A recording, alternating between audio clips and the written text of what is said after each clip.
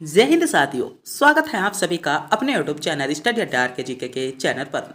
साथियों, आज इस वीडियो में हम आपके लिए एक महत्वपूर्ण प्रैक्टिस सेट लेकर आए हैं जिसके सभी क्वेश्चन सेलेक्टेड इंपोर्टेंट और गोल्डन क्वेश्चन होने वाले हैं। आज का प्रत्येक क्वेश्चन आपके लिए सेलेक्टेड क्वेश्चन है जो आपसे पिछले एग्जामों में पूछा गया है और आगे भी इन क्वेश्चन की बार बार पूछे जाने की संभावना है और आपके एग्जाम में भी सीधे आपको देखने को मिलने वाले हैं।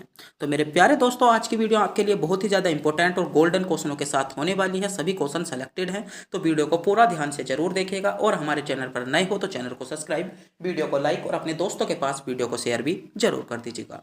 तो बिना टाइम गवाए करते हैं वीडियो को स्टार्ट। आपका पहला क्वेश्चन है, शैली निम्न नृत्य शैली में किस प्रकार उद्गम पूर्वी भारत में होता है?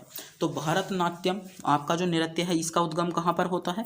तो भरतनाट्यम जो उद्गम होता है वह आपका कहाँ पर होता है? तमिलनाडु में होता है। कथकली कहाँ का नृत्य है? तो कथकली आपका केरल का नृत्य है। कुचिपुड़ी कहाँ का है? तो आंध्र प्रदेश का है। कौन सा है? कुचिपुड़ी आपका आंध्र प्रदेश का है। और मणिपुरी नृत्य जो है आपका मणिपुरी का होगा। तो क्वेश्चन आपसे पूछा गया था, निम्नलिखित नृत्य शैलियों में से किसका उद्गम, तो पूर्व का राज्य कौन सा है? तो मणिपुर जो है आपका पूर्व का राज्य है। तो पूर्वी जो आपका भारत में नृत्य का उद्गम होता है मणिपुरी, इसमें आपका सही जवाब होगा। क्वेश्चन यहाँ से जरूर पूछा जाता है। एसएससी जीडी जो 2024 में आपके एग्जाम हुए थे उसमें हर बार यहाँ से क्वेश्चन मिला था। लगभग जितनी भी शिफ्टों में आपके पेपर हुए थे आपको यहाँ से क्वेश्चन हर शिफ्ट में मिल रहा था। तो भरतनाट्यम कहाँ का नृत्य है? आपका तमिलनाडु का है। कथकली केरल का हो जाएगा और कुचिपुड़ी आपका आंध्र प्रदेश का और मणिपुरी आपका मणिपुर का हो जाता है।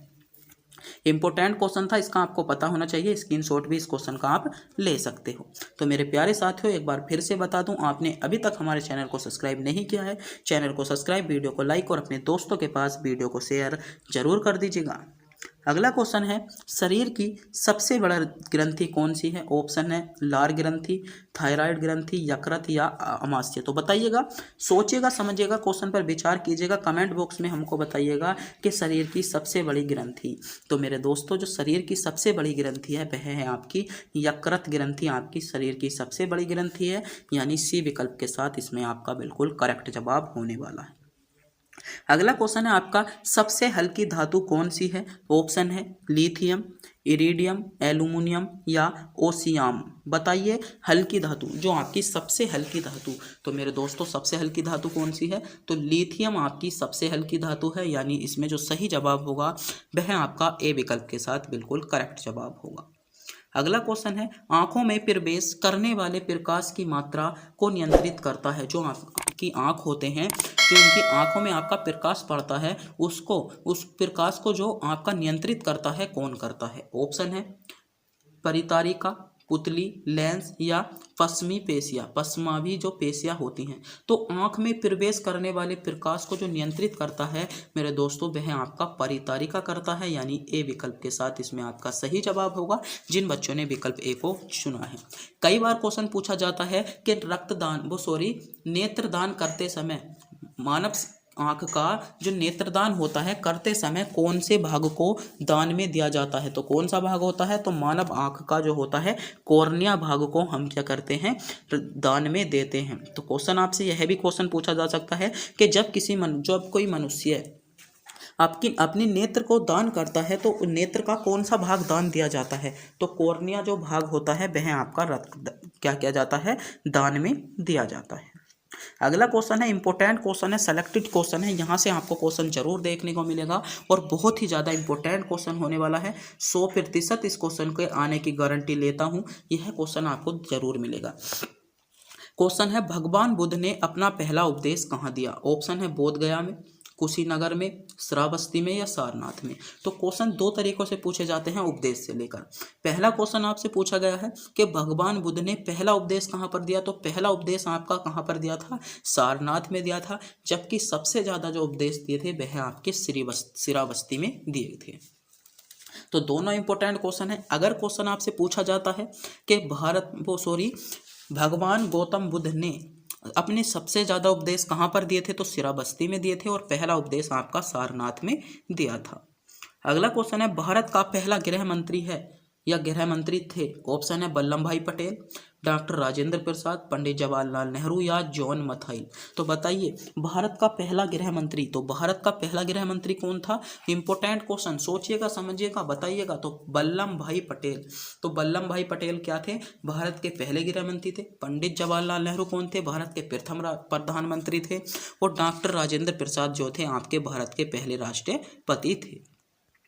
अगला क्वेश्चन देखते हैं। अगला क्वेश्चन आपसे क्या पूछा गया है? क्वेश्चन है भारतीय रेल का राष्ट्रीयकरण कब हुआ? ऑप्शन है 1950 में, 1898 में, 1955 में या 1960 में। तो बताइए भारतीय रेल का राष्ट्रीयकरण। तो मेरे दोस्तों जो भारतीय रेल थी उसका जो राष्ट्रीयकरण हुआ था वह आपका कब हुआ था? तो सही जवाब होगा भारतीय रेल का राष्ट्रीयकरण आपका 1950 में हुआ था, यानी इसमें ए विकल्प के साथ आपका करेक्ट जवाब हो जाएगा। तो थोड़ी सी स्पीड बढ़ाते हैं। लगभग वीडियो आपकी 23 मिनट की हो चुकी है, 23 से 24 मिनट की, और क्वेश्चन अभी तक आपके बहुत सारे क्वेश्चन बचे हैं, लगभग आधे क्वेश्चन बच गए हैं। तो जल्दी से जल्दी हम क्या करते हैं, थोड़ी सी वीडियो की स्पीड बढ़ाते हैं और जो इंपॉर्टेंट क्वेश्चन है उसके बारे में ही बताएंगे, वरना थोड़े थोड़े आपको रिवीजन कराते जाते हैं।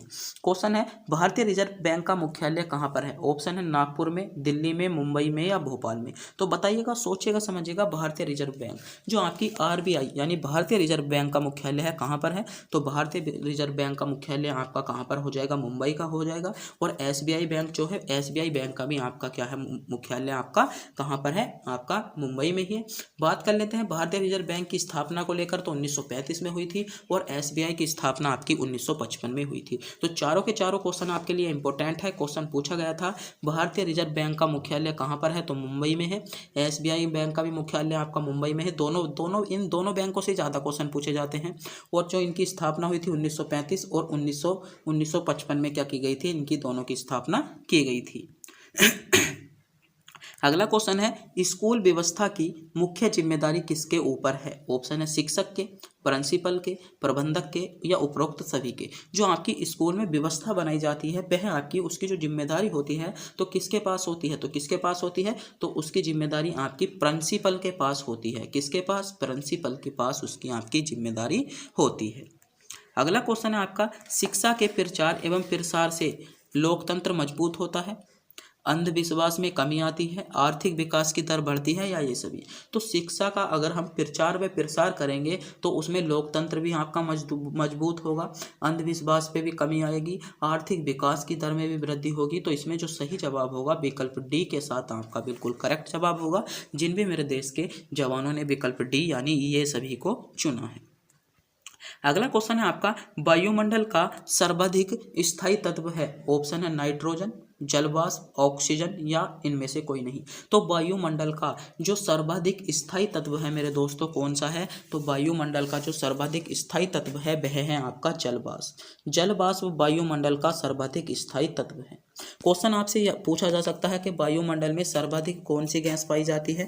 तो वायुमंडल में जो सर्वाधिक गैस आपको मिलती है नाइट्रोजन गैस आपको वायुमंडल में सर्वाधिक देखने को मिलती है, जिसका प्रतिशत है आपका 78.8%।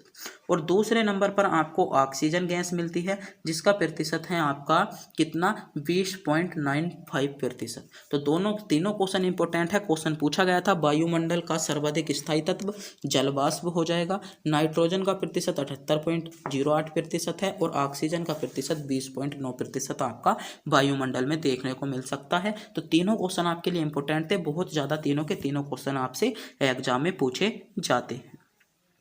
अगला क्वेश्चन है आपका अर्जुन पुरस्कार किस क्षेत्र के लिए उत्कृष्टता के लिए प्रदान किया जाता है? ऑप्शन है सिनेमा में। तो सिनेमा में कौन सा पुरस्कार दिया जाता है आपका? तो इस सिनेमा में जो आपका पुरस्कार दिया जाता है वह आपका कौन सा दिया जाता है? साहित्य, खेलकूद या? तो साहित्य में आपका ज्ञानपीठ पुरस्कार, सिनेमा में जो होता है आपका दादा साहेब फाल्के पुरस्कार, विज्ञान में आपका कौन सा पुरस्कार दिया जाता है? तो क्वेश्चन पूछा गया था अर्जुन पुरस्कार। तो अर्जुन पुरस्कार जो दिया जाता है मेरे दोस्तों वह आपका खेलकूद में दिया जाता है, यानी सी विकल्प के साथ इसमें आपका बिल्कुल करेक्ट जवाब होने वाला है। अगला क्वेश्चन है आपका दिल्ली का लाल किला किसने बनवाया था? ऑप्शन है आपके हुमायूं ने, अकबर ने, शाहजहां ने या शेरशाह ने। तो कई बार यहाँ से आपके पूछा जा सकता है कि कौन किसका पुत्र था, या इनके दादा परदादा के बारे में आपसे पूछा जा सकता है। तो आपको यहाँ पर एक ट्रिक याद रखनी होगी। बात करते हैं पहले कि दिल्ली का लाल किला किसने बनवाया। तो दिल्ली का जो लाल किला था मेरे दोस्तों, वह आपका किसने बनवाया था, शाहजहां ने बनवाया था। एक ट्रिक आपको यहाँ पर याद रखनी होगी, BHAJSA यानी भाजसा। तो इनके माध्यम से आप इनके क्रम को याद कर सकते हो कि कौन किसका पिता था। बात करते हैं बी से आपका बाबर हो जाएगा, एच से हुमायूं, अकबर, जहांगीर, शाहजहां और औरंगजेब। तो औरंगजेब के पिता कौन थे, तो औरंगजेब के पिता आपके शाहजहां थे। शाहजहां के पिता कौन थे, तो शाहजहां के पिता आपके जहांगीर थे। जहांगीर के पिता कौन थे, तो जहांगीर के पिता आपके अकबर थे। अकबर के पिता आपके कौन हो जाएंगे, हुमायूं हो जाएंगे। हुमायूं के पिता कौन थे, बाबर थे। और बाबर के पिता कौन थे, तो उमर शेख मिर्जा आपके बाबर के पिता थे। तो इस ट्रिक के माध्यम से आप पता कर सकते हो कि कौन किसका पिता था। यहाँ पर अधिकतर बच्चे कंफ्यूज होते हैं। तो इस ट्रिक के लिए हमारे चैनल को सब्सक्राइब, वीडियो को लाइक जरूर कर दीजिएगा। क्वेश्चन आपसे पूछा गया था दिल्ली का लाल किला किसने बनवाया, तो शाहजहां ने दिल्ली का लाल किला बनवाया। सी विकल्प के साथ इसमें आपका बिल्कुल करेक्ट जवाब होगा। अगला क्वेश्चन है, जीडीपी पर कैपिटा के आधार पर सबसे पहले स्थान पर कौन सा देश है। तो सबसे पहले स्थान पर कौन सा देश है, तो कतर देश है, यानी सी विकल्प के साथ इसमें आपका बिल्कुल करेक्ट जवाब होगा। जिन भी मेरे देश के जवानों ने कतर यानी विकल्प सी को चुना है।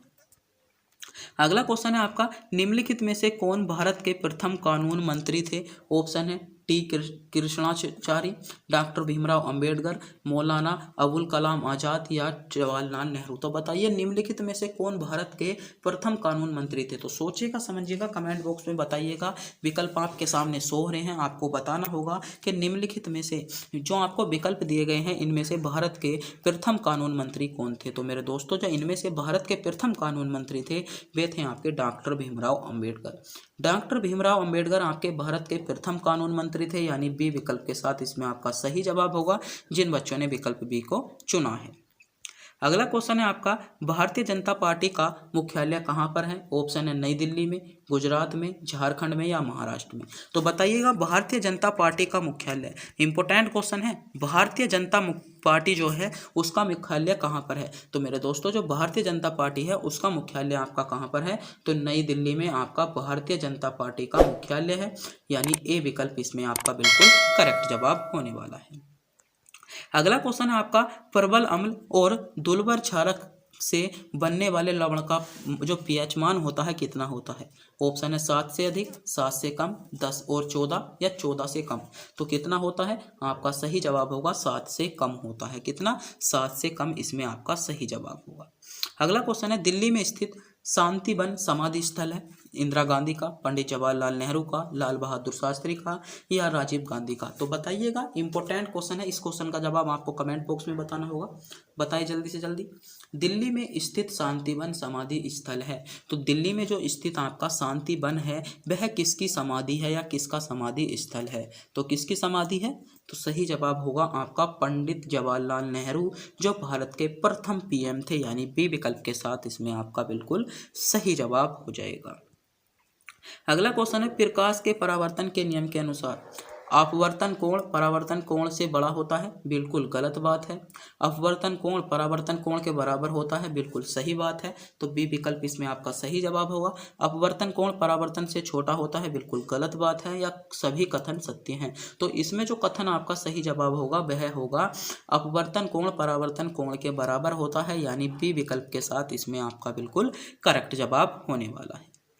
अगला क्वेश्चन है आपका, लिटमस प्राप्त होता है। ऑप्शन है जीवाणु से, शैवाल से, कवक से और लाइकेन से। बताइएगा लिटमस, तो लिटमस मेरे दोस्तों आपका लाइकेन से प्राप्त होता है, तो इसमें डी विकल्प के साथ आपका बिल्कुल सही जवाब होगा।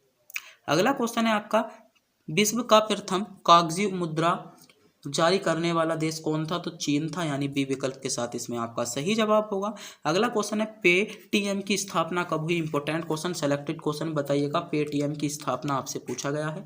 ऑप्शन है अगस्त 2010 में, अगस्त 2011, 2009 या 2012। तो पेटीएम की स्थापना आपसे पूछी गई है। तो मेरे दोस्तों, जो पेटीएम की स्थापना हुई थी वह आपकी अगस्त 2010 में हुई थी। कब हुई थी, पेटीएम की स्थापना आपकी अगस्त 2010 में हुई थी, यानी ए विकल्प इसमें आपका सही जवाब होगा। अगला क्वेश्चन है, पंचतंत्र के लेखक है तो पंचतंत्र के जो लेखक है वह आपके कौन है, विष्णु शर्मा है, यानी डी विकल्प इसमें आपका सही जवाब होगा। अगला क्वेश्चन है, निम्नलिखित में से एक कौन सा देश मित्र राष्ट्रों में शामिल नहीं था। ऑप्शन है इंग्लैंड, जापान, अमेरिका। तो ये सभी जो थे मित्र राष्ट्रों में शामिल थे, यानी डी विकल्प आपका सही जवाब होगा। और आज की वीडियो का अंतिम क्वेश्चन आपकी स्क्रीन पर आ चुका है। क्वेश्चन है, बंगाल के मुगल साम्राज्य से पृथक कर स्वतंत्र किया था। ऑप्शन है मुर्शिद कुली खान ने, सयादत खान ने, सरफराज खान ने या अन्य ने। तो बताइए, तो इसमें जो सही जवाब होगा, बंगाल को जो मुगल साम्राज्य से पृथक कर दिया गया था मेरे दोस्तों, मुर्शिद कुली खान ने पृथक कर दिया था, यानी ए विकल्प इसमें आपका सही जवाब होगा।